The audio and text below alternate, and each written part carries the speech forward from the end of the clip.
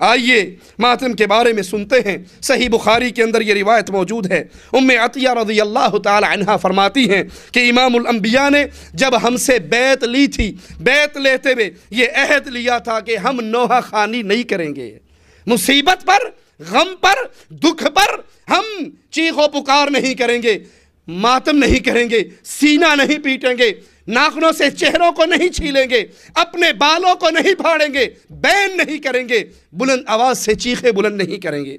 صحیح مسلم میں ہے، امام الانبیاء فرماتے ہیں لوگوں کے اندر دو باتیں ایسی ہیں جن کا ارتکاب کرنا کفر ہے۔ پہلی بات کسی کے نسب میں طعن کرنا، دوسری بات میت پر نوحہ خوانی کرنا۔ کوئی مر جائے، کوئی فوت ہو جائے، اس پر رونا، بین کرنا، لمبے لمبے ہاتھ بلند کر کے آوازیں لگانا، بے صبری کا مظاہرہ کرنا یا اپنے جسم کو پیٹنا، امام الانبیاء نے فرمایا یہ عمل اس عمل کا ارتکاب کفر ہے۔ کتنے ہی لوگ ہیں جو میت پر، مرنے پر بے صبرے ہو جاتے ہیں اور کفریہ جملے اپنی زبان سے نکالتے ہیں۔ کئی لوگوں کو آپ نے سنا ہوگا وہ یہاں تک کہہ دیتے ہیں ابھی اس نے دیکھا ہی کیا تھا، کل کا بچہ تھا، یہ تو وقت سے پہلے ہی مر گیا، لا حول ولا قوت الا باللہ۔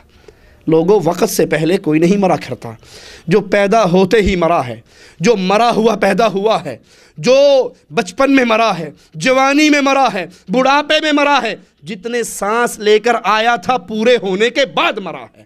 وقت سے پہلے کوئی نہیں مرا کرتا۔ تقدیر کا انکار نہ کیجئے، جس کی موت جب آئی اس کے وقت پہ آئی ہے اور وہ اپنے وقت پہ اٹھایا گیا ہے۔ صحیح بخاری، صحیح مسلم، ابن ماجہ، ان احادیث کی کتابوں کے اندر امام الانبیاء کا یہ فرمان ہے، ذرا سنیے۔ اگر نسبت امام کائنات کی طرف کرتے ہو، اگر کلمے میں نام محمد کریم کا لیتے ہو، اگر آذان اور نمازوں میں نام محمد کریم کا لیتے ہو، اگر محمد کریم صلی اللہ علیہ وسلم کی طرف نسبت کرتے ہوئے تمہارے دل میں سچائی کا کوئی ایک رائی کے دانے کے برابر بھی حصہ ہے تو امام الانبیاء کے فرمان کو سنیے۔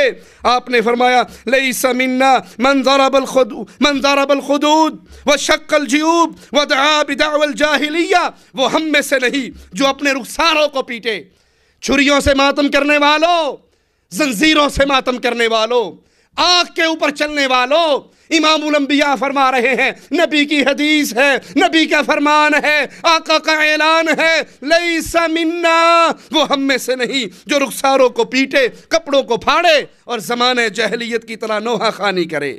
صحیح مسلم میں ہے، امام الانبیاء فرماتے ہیں صلی اللہ علیہ وسلم، بین کرنے، سر کے بال بکھیرنے، مونڈنے اور کپڑے پھاڑنے والی عورتوں سے ہم بری ہیں۔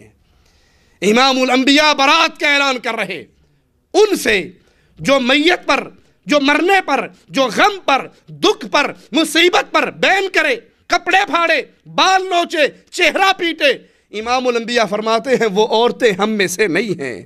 ابن ماجہ اور مسند احمد میں ہے، رسول کریم صلی اللہ علیہ وسلم فرماتے ہیں نوحہ خوانی کرنے والی عورت اگر توبہ کیے بغیر مر گئی، قیامت کے دن وہ اس حالت میں اٹھائی جائے گی کہ آتش گیر مادے کی قمیص پہنی ہوئی، خارش کی زرہ پہنی ہوئی، اور مسند احمد کی روایت ہے کہ اس پر جہنم کی آگ کے شعلے پڑتے ہوئے ہوں گے۔ یہ دلائل میں نے صحیح بخاری سے، صحیح مسلم سے، مسند احمد سے، ابن ماجہ سے، اہل سنت کی کتابوں سے دیے ہیں، جس میں امام الانبیاء نے ماتم سے منع کیا۔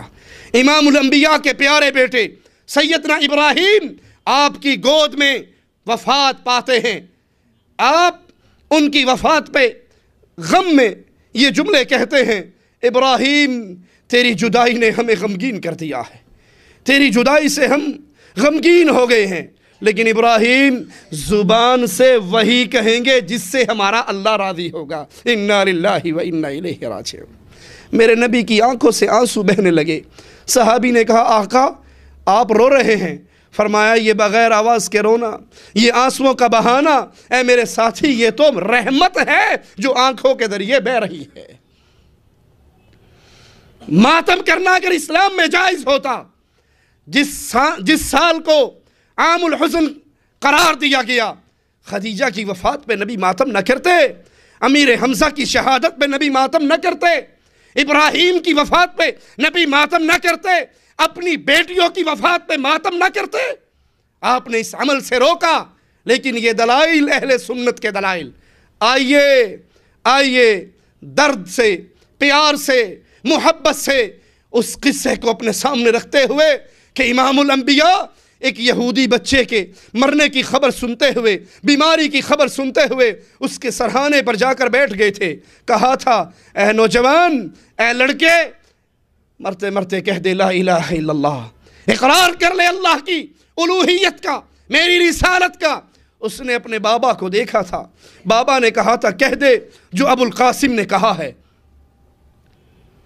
وہ کہتا ہے اشہد ان لا الہ الا اللہ واشہد ان محمد رسول اللہ۔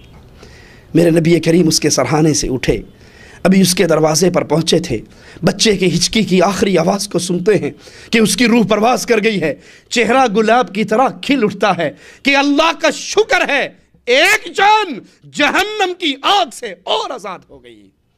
ہمارا مقصد تو لوگوں جہنم کی آگ سے بچنے کی دعوت دینا ہے، محبت کے ساتھ، درد کے ساتھ، پیار کے ساتھ، الفت کے ساتھ، چڑھانے کے لیے نہیں، تکلیف دینے کے لیے نہیں۔ اس لیے کہ لوگوں کم از کم اپنے گھر کی کتابوں کو خود پڑھ کر ان عقیدوں پر آ جاؤ جن عقیدوں پر محمد کریم تھے، آپ کے صحابہ تھے اور آپ کے اہل بیت تھے۔